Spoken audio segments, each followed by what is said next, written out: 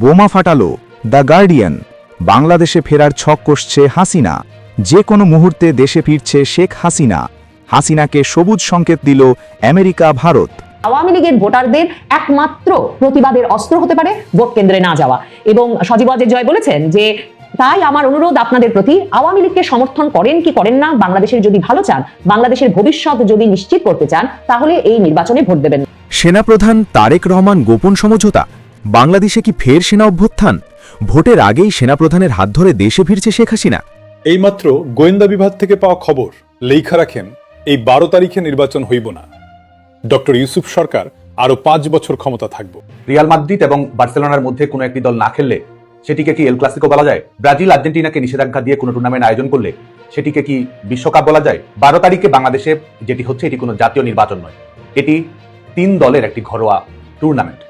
ইউনূস সরকারের সামনে এখন নির্বাচন বন্ধ ছাড়া আর কোনো পথ খোলা নেই।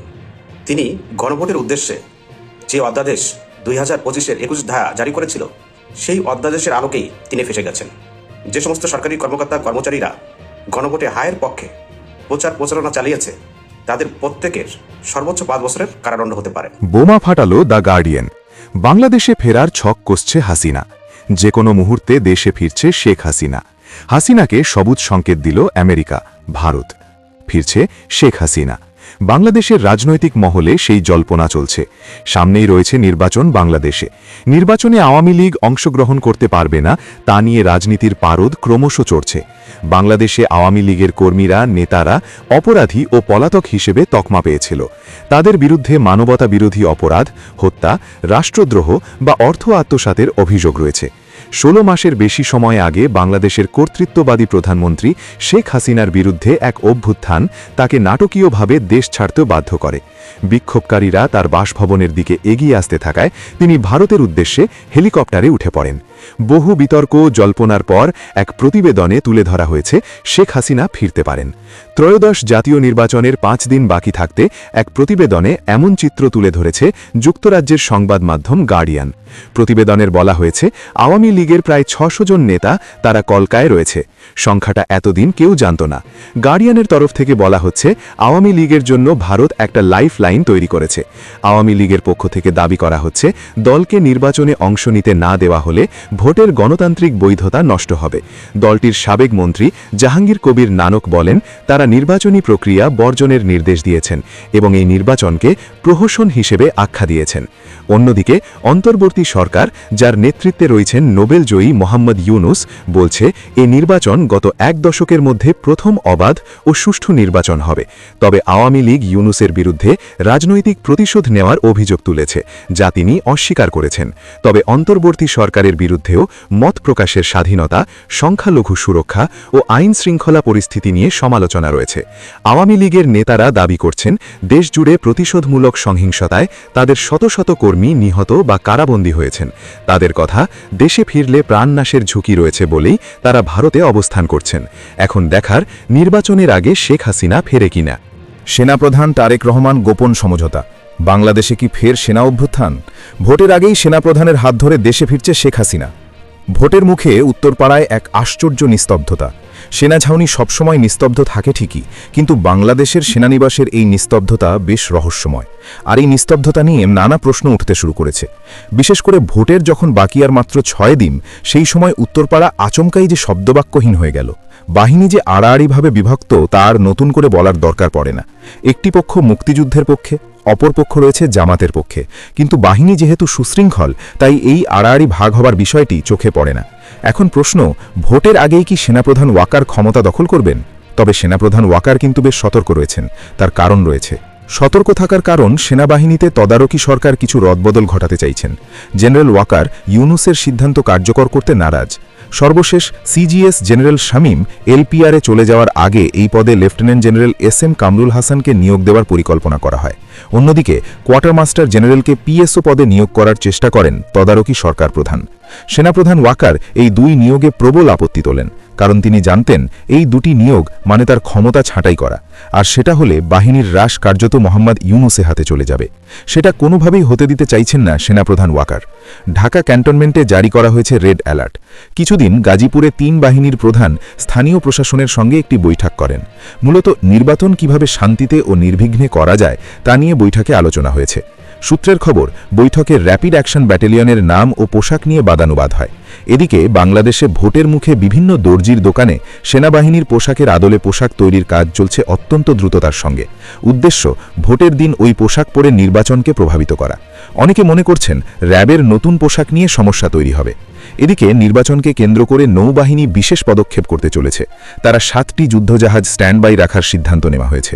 প্রশ্ন হল, ভোটের সঙ্গে যুদ্ধজাহাজ স্ট্যান্ডবাই রাখার কি কোনো সম্পর্ক আছে? নৌসেনা কি মনে করছে বাংলাদেশ ভোটের দিন মায়ানমার সীমান্ত দিয়ে অনুপ্রবেশ ঘটতে পারে? ভারত বঙ্গোপসাগর দিয়ে এসে ভোটের দিন কোনো গোলমাল বাঁধাতে পারে? এদিকে নতুন সিজিএস কে হবেন তা নিয়ে শুরু হয়েছে চর্চা। এই ইস্যুতে তদারকি সরকার প্রধান ইউনুস এবং তার জাতীয় নিরাপত্তা উপদেষ্টা খলিলুর রহমানের সঙ্গে সেনাপ্রধান ওয়াকারের মধ্যে বিরোধ তৈরি হয়েছে। আপাতত সিদ্ধান্ত হয়েছে নতুন সরকার কাউকে সিজিএস পদে নিয়োগ করবেন। খলিলুর রহমানের সঙ্গে ওয়াকারের সম্পর্ক আদায় কাজকলায়। খলিলুর যেটা বলবেন ঠিক তার উল্টোটা বলবেন ওয়াকার। সাম্প্রতিক অতীতে এই ধরনের একাধিক ঘটনা ঘটেছে। একটি সূত্র বলছে, ওয়াকার ক্যান্টনমেন্টে ঘন ঘন বৈঠক করছেন। তিনি বলেছেন 12 তারিখের ভোট হবে অবাধ ও সুষ্ঠু। ভোটে কারচুপি রুখতে তার ইউনিট সর্বতোভাবে চেষ্টা চালিয়ে যাবে। এখন প্রশ্ন, যে সেনা সবসময় চায় ক্ষমতা দখল করতে, সেই সেনার এমন কি হলো যার জন্য তারা অবাধ ভোটের পক্ষে সওয়াল করছে? সূত্রটি বলছে, সেনাবাহিনী যে কোনো মূল্যে আওয়ামীকে প্রতিহত করতে চাইছেন। আওয়ামী লীগ যাতে কোনোভাবে ক্ষমতা দখল করতে না পারে তার জন্য তিনি আপ্রাণ চেষ্টা চালিয়ে যাচ্ছেন।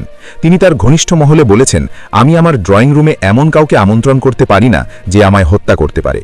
ফলে এক তপ্ত পরিবেশের মধ্যে দিয়ে অনুষ্ঠিত হতে চলেছে বাংলাদেশের 13শ জাতীয় সংসদ নির্বাচন।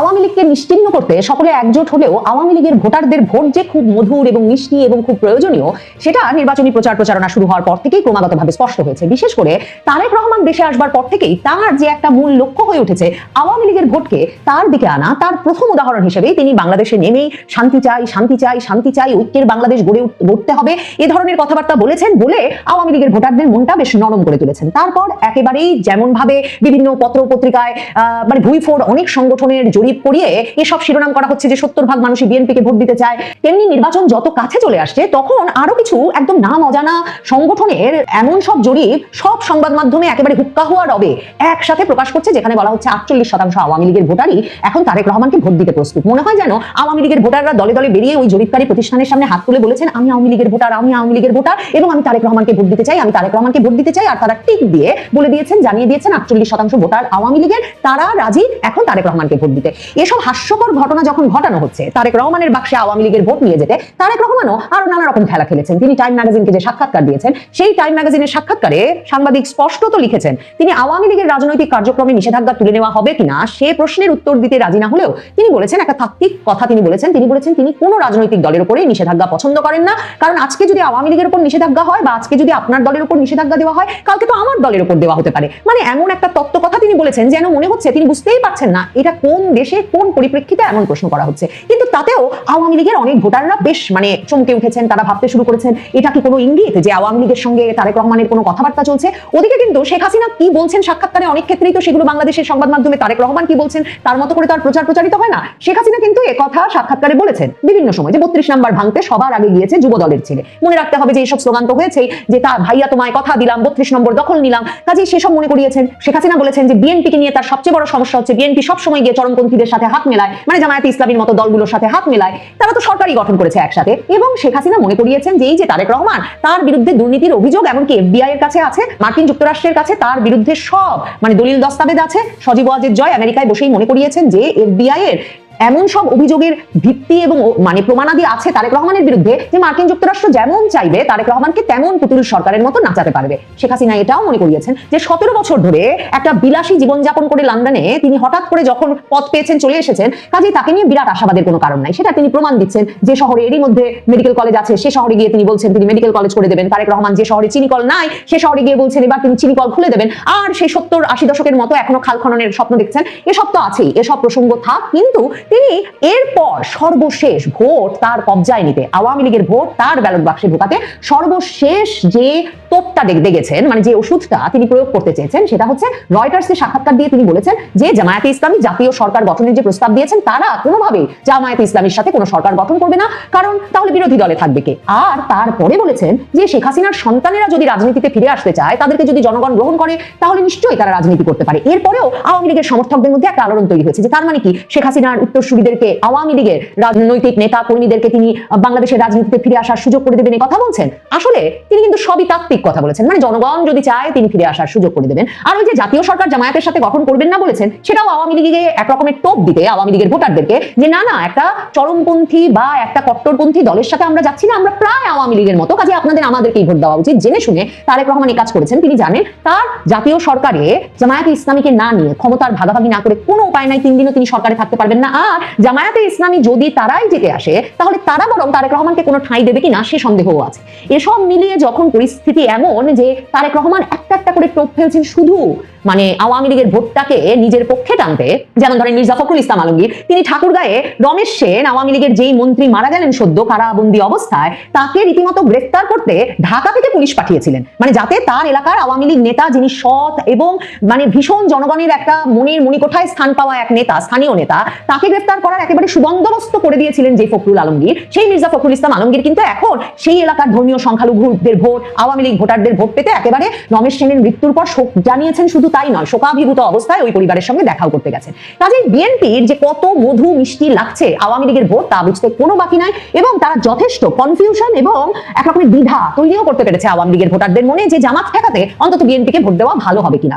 শেখ হাসিনা তো আগেই বলেছিলেন যে শেষ পর্যন্ত এসে বিএনপি জামাত হাত মেলাবে। এখন সজীব ওয়াজেদ জয় ভিডিও বার্তায় এসে স্পষ্ট করে বলেছেন যে বাংলাদেশকে বাঁচাতে হলে 12ই ফেব্রুয়ারির নির্বাচনে ভোট দেওয়া চলবে না, এটা একটা সাজানো নির্বাচন, যে নির্বাচনটা অনুষ্ঠিতই হচ্ছে বিএনপি জামায়াতকে ক্ষমতায় আনার জন্য, এবং বিএনপি জামায়াতকে ক্ষমতায় আনার জন্য যে অবৈধ নির্বাচন, সে নির্বাচনে ভোট দিতে যাওয়ার কোনো অর্থ থাকতে পারে না বাংলাদেশের জনগণের। তিনি বলেছেন আমি বুঝি যে আপনারা বিরক্ত হয়ে গেছেন এবং আপনারা একটা পরিবর্তন চান, কিন্তু নির্বাচন যদি হয় তাহলে তো ইউনূস সরকার এমনিও থাকতে পারবে না, কাজেই সেজন্য ভোট দিতে যাওয়ার প্রয়োজন নাই। এরপর শনিবারের সেই ভিডিও বার্তায় তিনি একথাও বলেছেন যে আমি জানি আপনারা খুব বিরক্ত, কোনো আইন শৃঙ্খলা নেই, অর্থনীতি পড়ে গেছে, গণতন্ত্র নেই, আপনাদের ভয়ে থাকতে হয়েছে, আপনারা সবাই বিরক্ত, ভোট দিতে চান যাতে এই সরকার চলে যায়, আপনারা ভোট দেন বা না দেন এই সরকার নির্বাচনের পরে আর থাকছে না।